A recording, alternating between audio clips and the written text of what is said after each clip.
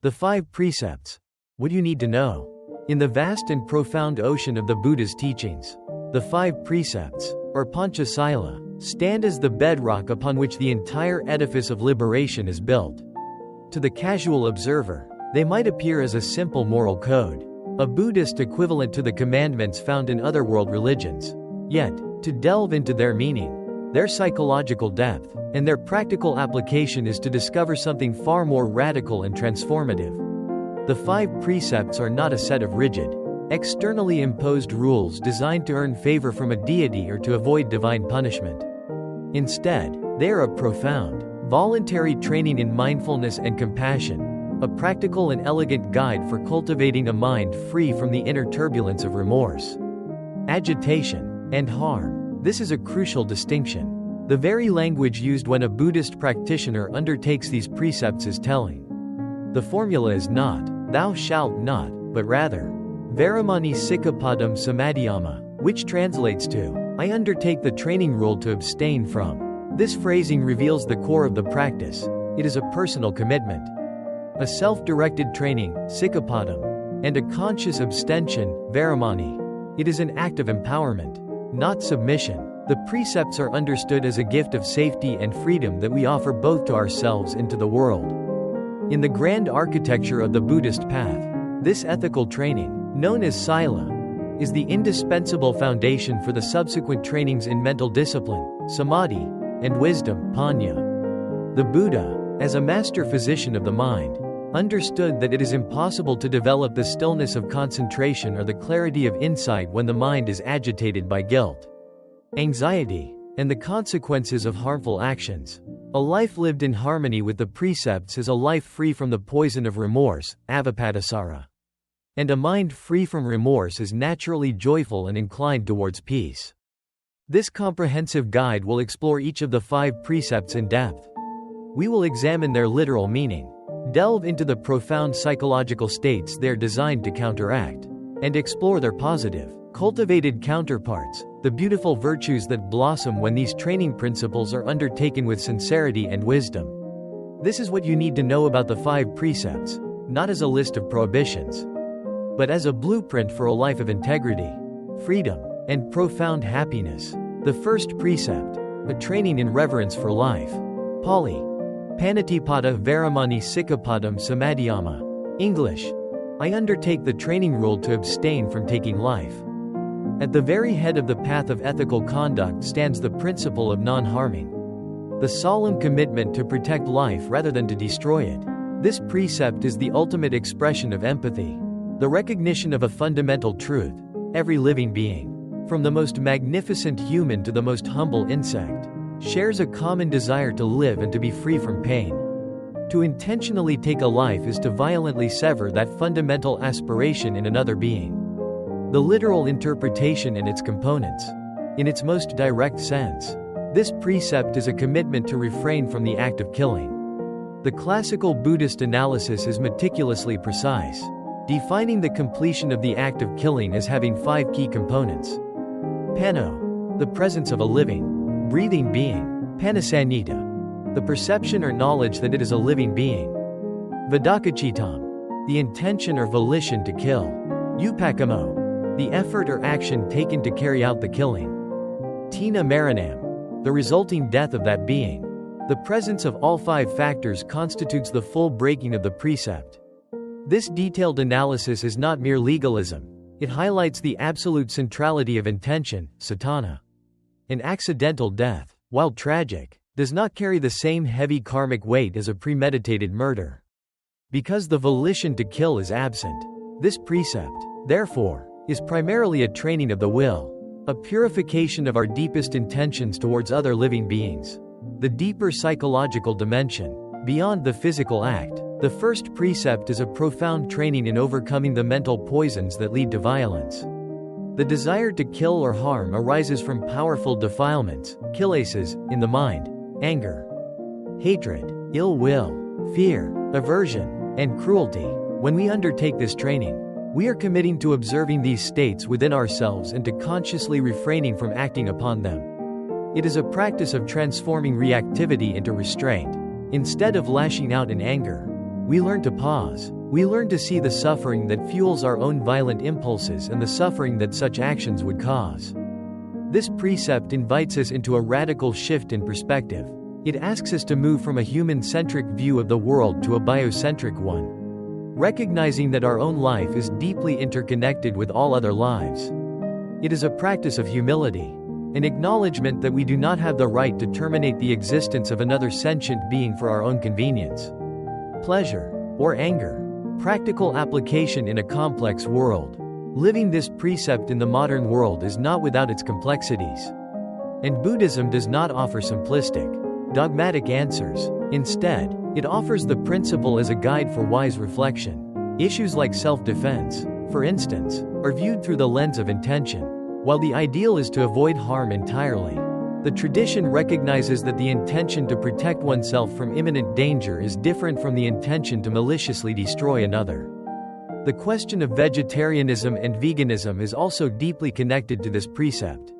While the Buddha did not make a vegetarian diet mandatory for his monastic community, as they were expected to accept whatever was offered as alms, he was unequivocal in condemning any work that involved the slaughter or trade of living beings. For many lay Buddhists today, the choice to abstain from eating meat is a direct and powerful expression of this precept. They reason that by consuming meat, they are participating in and supporting an economic system that necessitates the large-scale, intentional killing of sentient beings. This becomes a personal choice, a way to align one's daily actions with the principle of non-harming. The cultivated counterpart, metta and karuna. The 5 precepts are not merely about what we avoid, they are about what we actively cultivate. The positive, cultivated counterpart of the first precept is the development of metta, loving kindness, and karuna, compassion. The path is not fulfilled by simply not killing. It is perfected by actively cultivating a heart that wishes for the well-being and happiness of all beings. Metta is the boundless, unconditional goodwill that radiates outwards from our own heart. It is the sincere wish. May all beings be happy. May they be safe. May they be at peace. Karuna is the heart's trembling in the face of suffering, the deep empathy that motivates us to act to alleviate the pain of others. By practicing this precept, we not only prevent harm but we become a source of safety and peace in the world. We transform ourselves from a potential threat into a protector of life. Seedling. The second precept, a training in generosity and contentment. Pali. Adinadana Varamani Sikkapadam Samadhiyama. English. I undertake the training rule to abstain from taking what is not given. This precept addresses our relationship with the material world and the property of others. It is the foundation of a society built on trust, honesty, and mutual respect. To take what is not given is to violate that trust and to declare that our own desires are more important than the rights and well-being of another. The literal interpretation and its components. In its most direct sense, this is a precept against stealing. Like the first precept, the tradition analyzes the full action of theft into several components. An object that belongs to another, the perception that the object belongs to another, the intention to steal it, the effort made to take it, the successful removal of the object.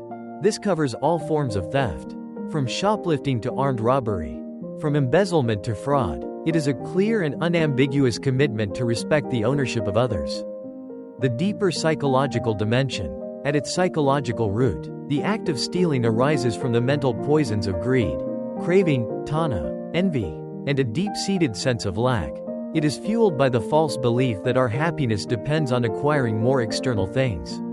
We see something we want, the mind of craving arises, and if our ethical restraint is weak, we act on that impulse. Undertaking this precept is therefore a direct training in cultivating contentment, santuti. It is an invitation to look inward for happiness, rather than outward. It is the practice of appreciating what we have, rather than constantly focusing on what we lack. This precept challenges the core assumptions of consumer culture, which relentlessly stokes the fires of desire and tells us that we are incomplete without the next purchase. By committing to not taking what is not ours, we begin to weaken the very root of craving that the Buddha identified as the cause of all suffering. Practical application in a complex world. In our modern, interconnected world, taking what is not given extends far beyond simple physical theft. This principle requires us to reflect on many aspects of our lives. Intellectual property. Does this apply to illegally downloading music, movies, or software? From a principled perspective, if we are taking something of value without the owner's consent, we are violating the spirit of the precept. Business and employment. Are we giving our employer a full day's work for a full day's pay? As an employer, are we paying our employees a fair and living wage? Are our business practices exploitative? Deception. Does this include tax evasion, making false insurance claims, or any form of dishonesty for financial gain? Yes, because in all these cases, we are taking resources that do not rightfully belong to us. Time and attention. Are we stealing someone's time by being late? Or their attention by being dishonest in our communications? The principle can be extended to all forms of respect for the resources of others.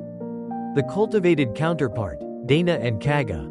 The positive expression of the second precept is the joyful cultivation of dana, generosity, and kaga, the spirit of letting go. The highest fulfillment of this training is found not in the passive act of not stealing, but in the active and joyful practice of giving. Generosity is one of the most fundamental virtues in Buddhism. It is the direct antidote to the poison of greed. When we give, whether it is our material possessions, our time, our energy, or our kindness, we experience a sense of abundance and connection. We weaken the ego's tight-fisted grip and open the heart. The practice of dana is a celebration of interdependence and a direct path to joy. It is the discovery that true wealth lies not in what we have, but in what we can give away. Gift. The third precept, a training in relational integrity. Pali. Kamesu mashakara varamani sikapadam samadhyama. English. I undertake the training rule to abstain from sexual misconduct. This precept addresses our powerful sexual and sensual energies, guiding us to express them in a way that is founded on kindness, respect, and commitment, rather than on harm, exploitation, and selfishness. It is a training in bringing mindfulness and wisdom into one of the most potent and often complicated areas of human life. The literal interpretation and its scope. Kamesu mashakara literally means wrong conduct in regard to the senses, but it is almost always interpreted in the context of sexual behavior. For a lay Buddhist, the traditional understanding of what constitutes misconduct is quite specific. It primarily refers to adultery, having sexual relations with someone who is married or engaged to another, and having relations with anyone who is under the protection of their parents or guardians, such as a minor. The principle also clearly prohibits any form of sexual violence, coercion, or rape. It is fundamentally about avoiding sexual actions that cause harm to others, break commitments, and create suffering for individuals, families, and society. The deeper psychological dimension. The psychological root of sexual misconduct is powerful sensual lust, raga, and the objectification of others. It is the tendency of the unenlightened mind to see another person not as a complete being with their own feelings and dignity, but as an object for the gratification of one's own desires. This objectification is a form of violence. It reduces a person to a means to an end. Undertaking this precept is a deep training in seeing the whole person. It is about cultivating respect and honoring the autonomy and emotional well-being of others. It is a practice of restraining the impulsive, selfish aspects of our sexual energy and channeling it into a context of mutual care and commitment. This precept helps us to develop a healthier relationship with our own sensuality, one that is not driven by compulsion but guided by wisdom and kindness. Practical application in a modern world. In the context of modern relationships, the principles of this precept are more relevant than ever. While the classical definitions are still pertinent, the spirit of the precept invites us to reflect on a broader range of ethical questions. Consent. The principle of non-harm makes enthusiastic, clear, and ongoing consent the absolute foundation of any ethical sexual encounter. Honesty and communication. Are we being truthful with our partners about our intentions and commitments? Deception and emotional manipulation are forms of harm. Objectification. How does our consumption of pornography or our engagement with a hookup culture affect our ability to see others as whole beings? Does it fuel an objectifying mind? Emotional responsibility. Are we mindful of the emotional impact of our sexual choices on ourselves and others? This precept calls for an integrated approach where physical intimacy is not divorced from emotional and relational responsibility. The cultivated counterpart, santuti and nekama. The positive counterpart of this training is the cultivation of contentment, santuti, within one's relationships and a wise renunciation, nekama, of harmful sensual indulgence. It is about finding a deep and abiding joy in connection, trust, and mutual respect, which is far more satisfying than the fleeting thrill of purely selfish gratification. It is the practice of honoring the sacredness of intimacy and cherishing the bonds of fidelity and trust. For those who are single, it is a practice of self-restraint and respect for oneself and others. It is the wisdom that understands that true connection is built on a foundation of integrity. Heart. The fourth precept, a training in the power of truth. Pali. Musavada Varamani Sikkapadam Samadhyama. English. I undertake the training rule to abstain from false speech. This precept, the first of the ethical trainings that deals specifically with our communication, underscores the immense power of speech. The Buddha placed great emphasis on verbal integrity, understanding that our words shape our reality, our relationships, and our own minds. To speak truth is to align ourselves with reality as it is. To speak falsehood is to create a world of delusion and mistrust. The literal interpretation and its extensions. In its simplest form, this precept is a commitment to not tell deliberate lies. However, in the context of the Noble Eightfold Path, this is just one aspect of right speech, samavaka. The training to abstain from false speech is understood to be the foundation for abstaining from all forms of harmful communication. Divisive speech, slander, speaking words that turn friends into enemies. Harsh speech, abuse, using words as weapons to inflict pain. Idle chatter, gossip, frivolous and pointless talk that wastes time and clutters the mind. The fourth precept, therefore, is a commitment to a comprehensive purification of our communication. The deeper psychological dimension, the urge to lie, comes from the defilements of fear, greed, and ego. We lie because we are afraid of the consequences of the truth. We lie to gain an advantage, to acquire something we want, or to protect our self-image. A lie is an attempt to manipulate reality, to bend it to the will of our ego. Undertaking this precept is a training in courage and integrity. It is a commitment to accepting the consequences of our actions and to living in a way that is transparent and authentic. It builds self-respect, because we know that our word is reliable. It also builds immense trust with others. A person who is known to be truthful is a refuge for others in a world that is often filled with deception. Aligning our speech with the truth has a profoundly calming and clarifying effect on the mind. Practical application in a modern world. The challenges to truthful speech in the modern world are immense. White lies. We often justify small falsehoods as being harmless or told to protect someone's feelings. This precept invites us to find ways to be both kind and truthful. Exaggeration and boasting. This is a form of false speech driven by the ego's need for validation. This training encourages humility and accuracy. Broken promises. When we give our word, do we honor it? A broken promise is a form of falsehood that erodes trust. Online communication. The anonymity of the internet has made false and harmful speech rampant. This precept is a powerful antidote, calling for integrity in our emails, social media posts, and all digital interactions. The cultivated counterpart, sakka and beneficial speech. The positive fulfillment of this precept is not just the avoidance of lies, but the active cultivation of sakka, truthfulness, and beneficial speech. The Buddha advised that we should only speak words that are true, beneficial, and spoken at the proper time. Before we speak, we can ask ourselves, is it true? Is it kind? Is it necessary? The highest practice of this precept is to use our speech as a tool for healing, for clarification, for creating harmony, and for sharing wisdom. It is to transform our mouths from a source of potential harm into a gateway for truth and kindness. Speaking head. The fifth precept, a training in mindful clarity. Pali.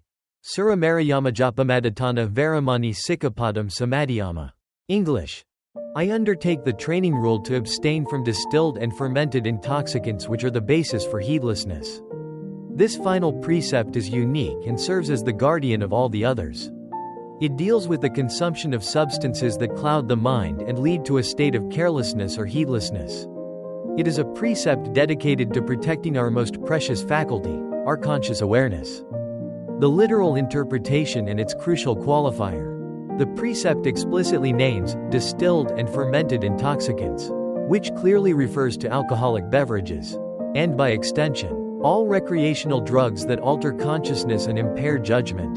However, the most important part of the precept is the reason given, which are the basis for heedlessness, pamada. Pamada, heedlessness, is the opposite of appamada, heedfulness or diligent mindfulness. A quality the Buddha extolled as the root of all wholesome states. Heedlessness is a state of mental fog, where our self-awareness is diminished, our judgment is impaired, and our self-restraint is weakened. The primary problem with intoxicants, from a Buddhist perspective, is not that they are inherently sinful, but that they directly cause this state of heedlessness. The deeper psychological dimension, this precept is the linchpin that holds the others in place. Why? Because when the mind is intoxicated and heedless, our ethical foundation crumbles. Under the influence of alcohol or drugs, a person is far more likely to engage in harmful speech, to act violently, to steal, or to commit sexual misconduct. A moment of intoxication can undo years of virtuous cultivation. Therefore, this precept is a training in protecting our mindfulness. Mindfulness, sati, is the core of Buddhist practice. It is the tool we use to observe our minds, to understand our suffering, and to cultivate wisdom. To deliberately consume a substance that destroys this tool is to sabotage our own path to freedom.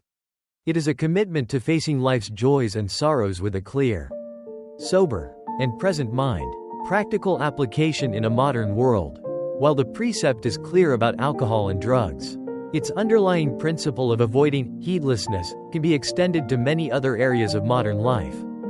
Behavioral addictions, can obsessive gambling, compulsive video gaming, or an addiction to social media create a state of heedlessness? Yes, when we are lost for hours in a virtual world, neglecting our responsibilities and living on autopilot, we are practicing a form of heedlessness. The question of moderation. Some may ask, what about just one glass of wine? The precept offers the principle as a guide. The question to ask oneself is, does this action support or undermine my mindfulness? For a dedicated practitioner, the answer is often to choose the path of greatest clarity and to abstain completely. For others, it is a personal line to be drawn with honesty and wisdom. The cultivated counterpart, sati and appamada. The glorious positive counterpart of this precept is the cultivation of sati, mindfulness, and appamada, heedfulness. Instead of seeking escape or temporary pleasure in substances that dull the mind, we learn to find a deep and abiding interest and joy in the clarity of the present moment. We commit to living with our eyes open, fully present for our own life. This practice of heedfulness is the path to protecting ourselves from harm and actively cultivating the good. It is the discovery that the greatest high is the unshakable clarity of a sober, mindful, and liberated consciousness. Brain. Conclusion. A blueprint for freedom and happiness. The Five Precepts, when viewed through the lens of the Buddha's profound wisdom, reveal themselves to be far more than a simple list of do's and don'ts. They are a coherent, interconnected, and deeply psychological system of training for the heart and mind. They are a practical guide to navigating the complexities of human life in a way that systematically reduces suffering and actively cultivates happiness for both ourselves and others. Their interconnectedness is key. A commitment to non-harming, the first precept, makes it easier to be generous. The second, truthfulness, the fourth, is essential for relational integrity. The third, and the clarity of mind protected by the fifth precept is essential for upholding all the others. They are, in essence, a blueprint for freedom. By undertaking them, we free ourselves from the destructive patterns of violence, greed, lust, and dishonesty that keep us trapped in cycles of suffering. We free ourselves from the heavy burden of remorse and anxiety. And in doing so, we create the inner space necessary for the seeds of wisdom and compassion to grow. They are not the final goal of the Buddhist path, but they are the beautiful, indispensable, and non-negotiable beginning. They are the foundation upon which a life of true meaning, unshakable peace, and ultimate liberation is built.